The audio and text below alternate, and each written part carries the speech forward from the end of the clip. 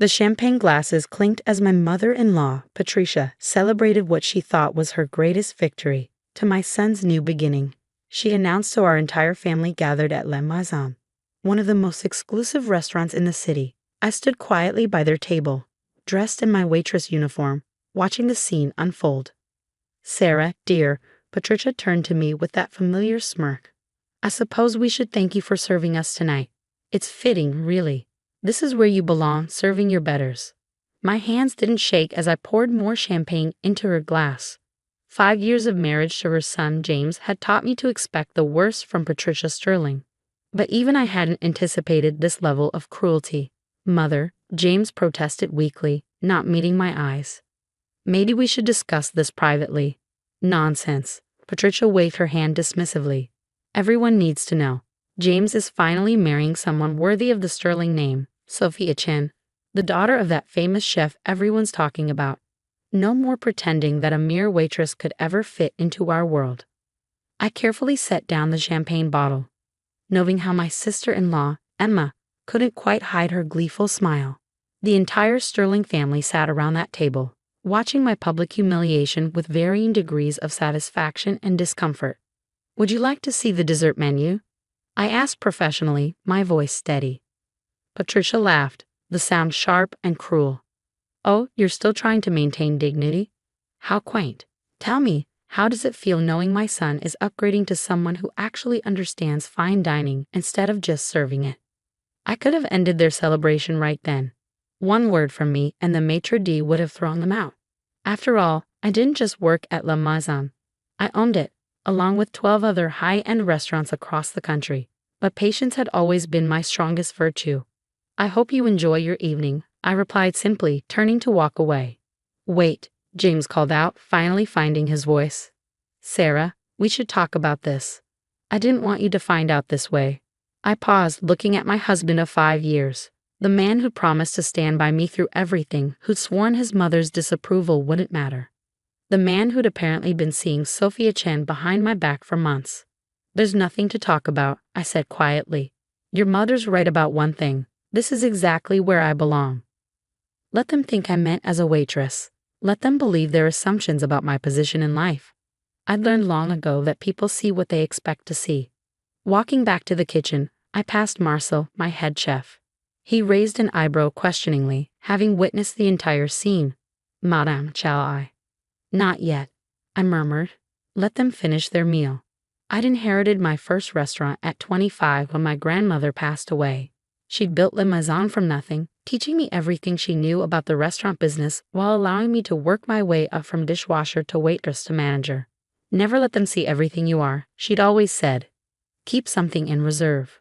When I married James at 28, I'd already expanded to 3 locations.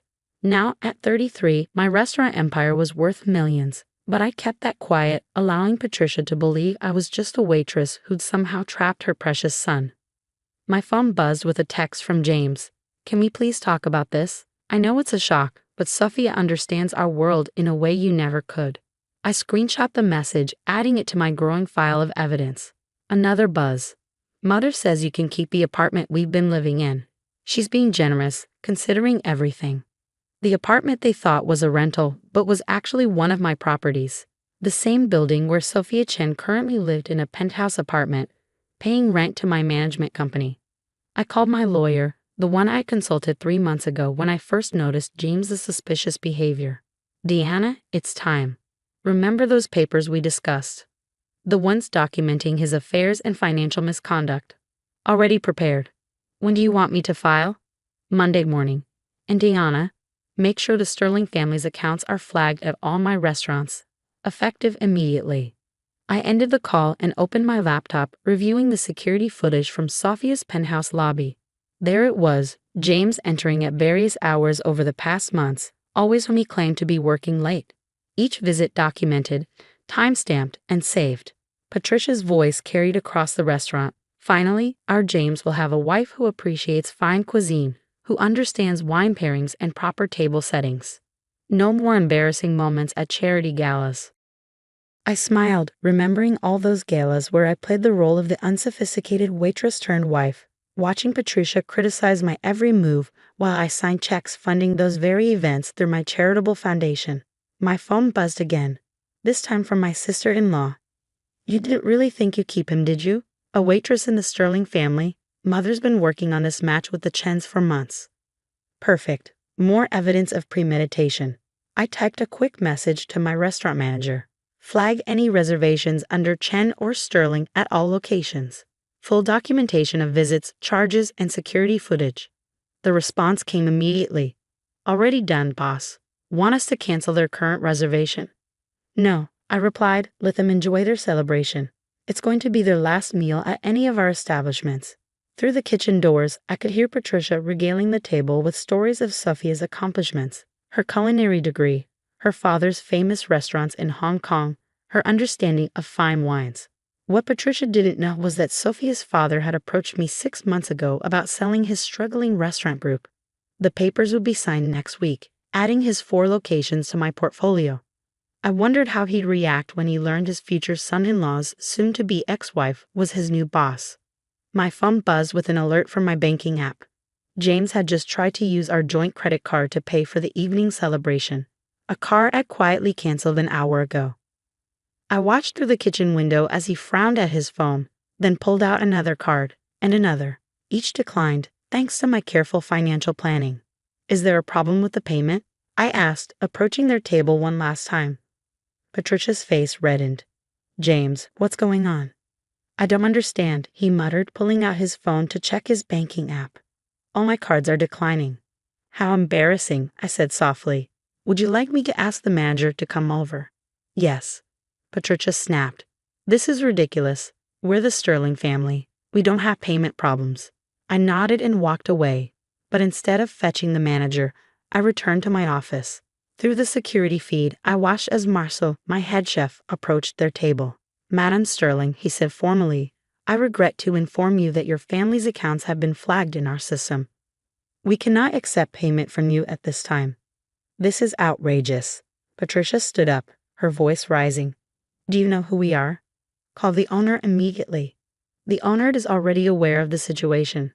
Marcel replied calmly. In fact, she's the one who flagged your accounts.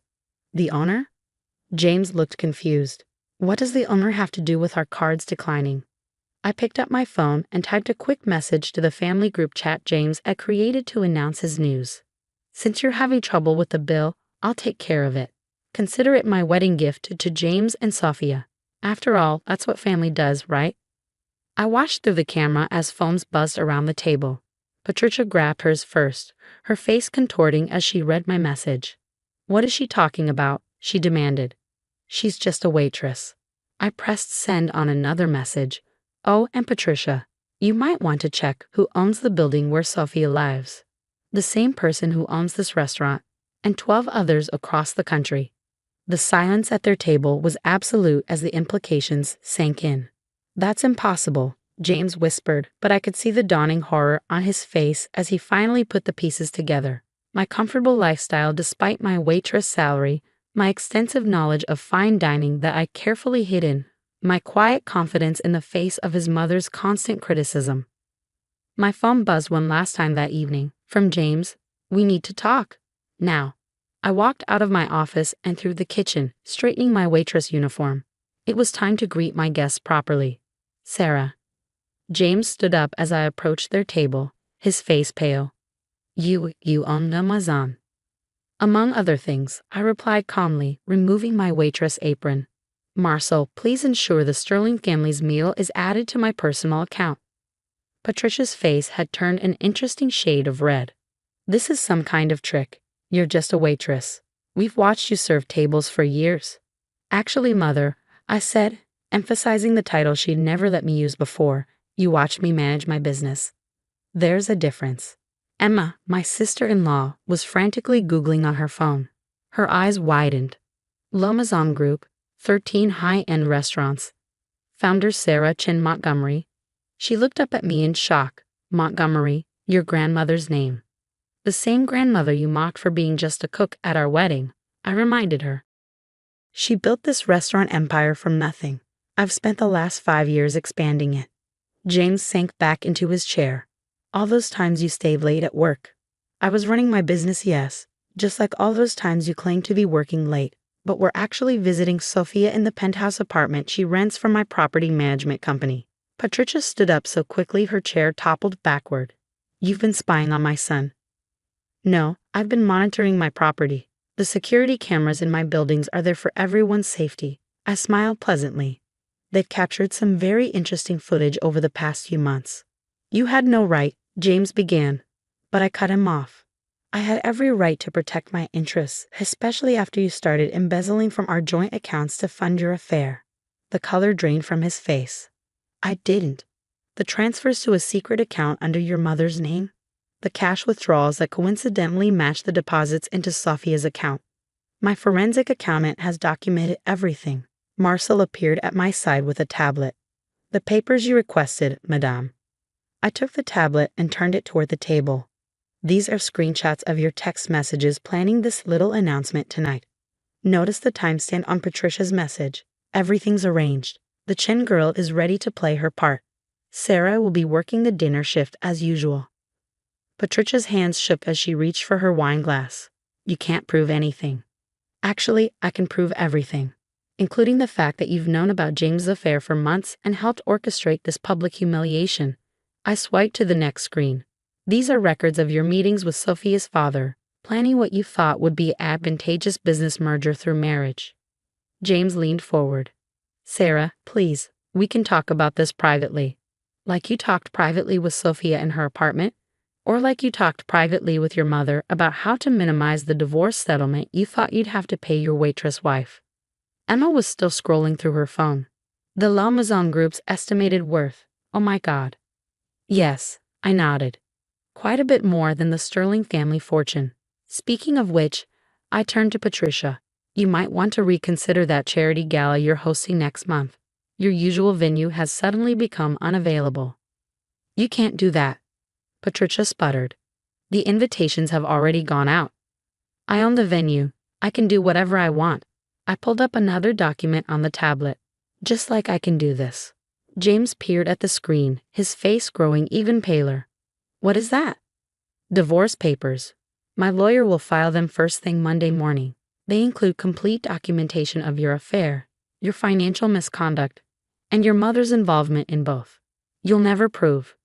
Patricia began, but I held up my hand. Every restaurant where you met Sophia, every hotel room charged to our joint account, every transfer of money, every text message, every security camera footage. I have it all. The silence around the table was deafening. You know, I continued conversationally, I always wondered why you hated me so much, Patricia. Was it really because you thought I was just a waitress? Or was it because deep down, you knew I was more successful than your entire family? This is blackmail, she hissed. No, this is business. Something you clearly don't understand as well as you think you do. I turned to James. By the way, Sophia's father is selling his restaurant group. Care to guess who's buying it? James's jaw dropped. You're the buyer? The papers will be signed next week. I imagine that might make future family dinners a bit awkward. I smiled at Patricia, assuming of course that Sophia still wants to marry into the Sterling family once she learns her father's new boss is James' ex-wife. Patricia grabbed her purse. We're leaving. James, come on. Oh, please stay, I said. Your credit cards may be declining, but as I said, this meal is on me. Consider it a parting gift. My phone buzzed with a text. I glanced at it and couldn't help but laugh. Oh, and Patricia, you might want to check your own account balance. It seems your financial advisor just received some very interesting documentation about your involvement in James's embezzlement. The next few weeks were a blur of legal meetings and media speculation. The society pages couldn't get enough of the story. Successful restaurant owner takes down cheating husband's family empire. Sophia, to her credit, broke off the engagement as soon as she learned the truth. Her father was surprisingly understanding when I met with him to finalize the sale of his restaurants. I should have known, he said, shaking his head. The way you analyzed the financials, the questions you asked. No waitress would have that knowledge. Patricia and James tried to fight the divorce settlement, but the evidence was overwhelming. Their attempts to claim part ownership of my business were dismissed immediately. The judge was particularly unimpressed by their attempts to paint me as a manipulative spy who had somehow trapped James into marriage. "Let me get this straight," the judge had said, reviewing the documents. "You're claiming Mrs. Montgomery deceived you by successfully running her own business while allowing you to underestimate her." The Sterling family's social standing took a massive hit. Patricia's charity gala had to be canceled when every high-end venue in the city suddenly became unavailable for that date. James found his business contacts mysteriously reluctant to meet with him, especially at any restaurants. Emma tried to apologize, claiming she'd never known about James' affair. I sent her screenshots of her own text messages encouraging him to pursue Sophia. She didn't contact me again. 1 year after that fateful dinner, I sat in my office at La Maison, reviewing plans for my newest restaurant. The door opened and Marcel entered with a familiar face. "Ms. Chen," I greeted Sophia. "What can I do for you?" She shifted uncomfortably. I wanted to apologize. I never knew about your connection to the restaurant group. When James and his mother approached me, you saw an opportunity, I finished for her. I understand. Business is business. That's actually why I'm here, she said, pulling out a folder. I have a business proposition, a new restaurant concept. I'd like you to consider it. I raised an eyebrow. Really? Even after everything? Especially after everything. You turned a single restaurant into an empire while letting everyone underestimate you. That's the kind of mentor I need. I thought about my grandmother, about all the lessons she taught me about business and life. Sometimes, I said, opening the folder, the best revenge is success. And sometimes, the best success comes from unexpected places. Does that mean you'll look at my proposal? I'll do better than that, I said. I'll teach you what my grandmother taught me. Never let them see everything you are. Keep something in reserve. My phone buzzed with a text from Patricia. James is getting married again. I expect you to release the venue restrictions. I showed the message to Sophia, who laughed, still trying to control everything. Some people never learn, I replied, then typed, "Congratulations. I wish James and his new bride all the success they deserve. By the way, I just bought the company he works for. Expect restructuring announcements soon." I turned back to Sophia's proposal. "Now tell me about this restaurant concept of yours." The society pages love that story too. Ruthless restaurant mogul mentor's former rival proves success is the best revenge. But they missed the real story. It wasn't about revenge at all. It was about power, not the power Patricia had craved, built on name and status, but real power built on hard work and careful planning. My grandmother would have been proud. 5 years later, I hosted a grand opening for my 20th restaurant. Patricia and James weren't invited, of course. But I made sure they received photos of the event. Of me cutting the ribbon, of Sophia, now my top restaurant developer, presenting our expansion plans, of their former social circle celebrating our success. James sent one last text. "I should have known. All those years, you were so much more than you seemed." I didn't respond. I didn't need to. My success spoke louder than any words could. The framed waitress apron in my office tells the story better than I ever could. Below it, a simple plaque reads, "Sometimes the best revenge isn't getting even, it's getting better." And beside it, my grandmother's favorite saying, "Let them underestimate you. Just make sure they're wrong."